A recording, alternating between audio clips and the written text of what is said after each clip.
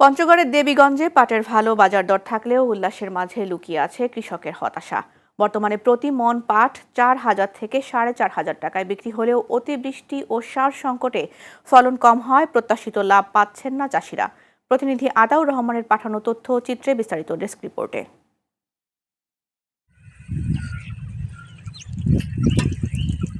পঞ্চগড়ের দেবীগঞ্জে অন্যান্য বছর পাট জাগ দেওয়া নিয়ে পানির সংকটে পড়তে হলেও এবারের চিত্র ছিল ভিন্ন।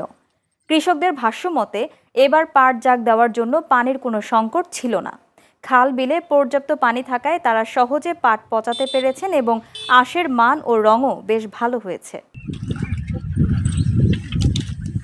তবে ফলন কম ও উৎপাদন খরচ বাড়ায় ভালো দাম পেয়েও কাঙ্ক্ষিত লাভের মুখ দেখতে পারছেন না প্রান্তিক চাষিরা। এবার পানির অভাবে পাট নষ্ট হয় নাই, তবে পাটের ফলনটা এবার খুব খারাপ আসছে। পাটের ফলনটা এবার ভালো হয় নাই। বৃষ্টির কারণে পাটা হতে পারে নাই, পানি লাগে গেছে খেতে। দাম তো বর্তমান 4,000-4,200 এরকম চলতেছে। যে খরচ হয়েছে খরচ তো এখন পাটা তো সুবিধা হয়নি, তাতে বোঝা যাচ্ছে লজে। আগের থেকে এবার দাম একটু ভালো আছে।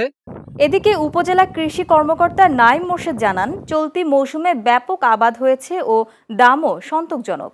কৃষকদের নিয়মিত কারিগরি সহায়তা দেওয়া হচ্ছে বলেও দাবি তার। বিভিন্ন রোগ ও পোকামাকড় বিষয়ে আমাদের পরামর্শ দিয়েছে।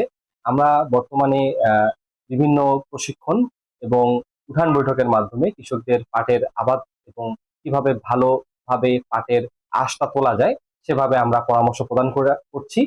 আমরা আশা করছি যে এবার যে পাটের ফলন সেটি বাম্পার হয়েছে এবং কৃষকরা ভালো আঁশ সংগ্রহ করতে পারবে বলে আমরা আশাবাদ ব্যক্ত। এবছর দেবীগঞ্জ উপজেলায় 1,025 হেক্টর জমিতে পাটের আবাদ হয়েছে। তবে উৎপাদন ব্যয় ও প্রতিকূল আবহাওয়া সামলে ভালো দাম বজায় রাখতে আগামী মৌসুমে সহজলভ্য উপকরণ ও সরকারি তদারকির দাবি প্রান্তিক চাষিদের। Channel S news desk.